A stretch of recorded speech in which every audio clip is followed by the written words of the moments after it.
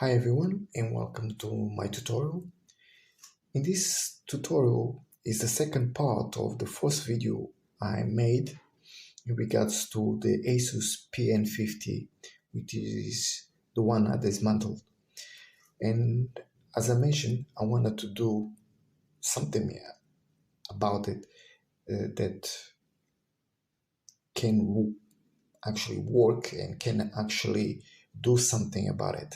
So when I said I would make a rag instead of a rig, it would be a rag because it is a rag, to be honest.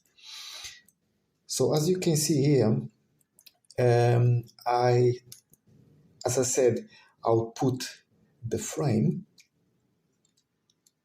as a base, and then I'll take the 4-cylinder pins, which are the nuts where the screw, when it goes to the base, when the screw goes in, those are the cylinder that is on the bottom, or in this case on the top of the box, which it screws in. So I remove them and I made them as a base. As you can see here, let me just show you. Maybe I should show you this way. As you can see here, the screw has a gap, and this gap is because the force kind of build that I wanted to do, it would be with the base itself, meaning that I'll slide the base, right, and then I'll screw it. So the gap that you see here is the gap that you have on the base. That is the gap. So this force experimental way to build, if I wanted to fix it properly, I would have to get rubber rings to put first before I put the screw, or here if I want to build it like that. But if I want to build with the base, I don't need the rubber rings to do that. So what else did I do to build, or that I wanted to improve on this build? I use the fan itself of this original of the Asus, and I screw into one of the holes that he had here where would slide the base.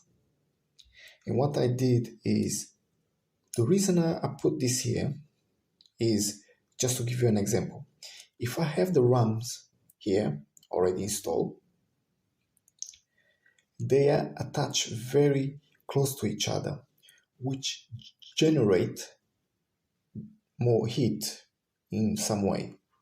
And because it generates more heat, that means that it needs something to cool.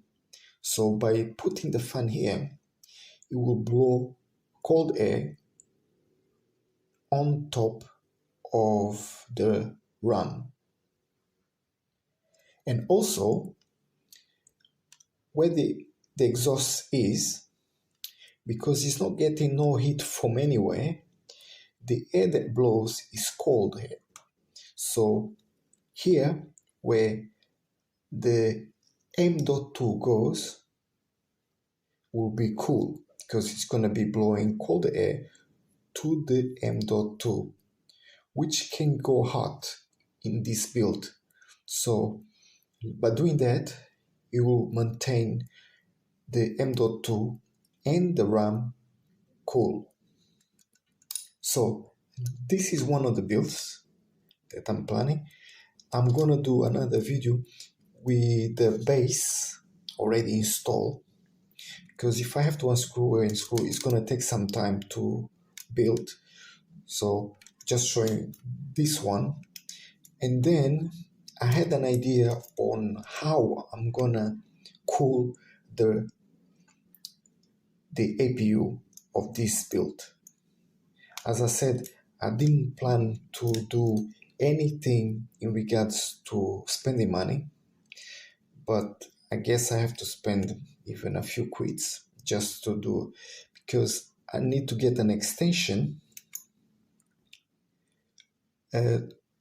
which is a USB 3, because I see a lot of USB 2 to 4 pins connector, but the one I really need is the USB 3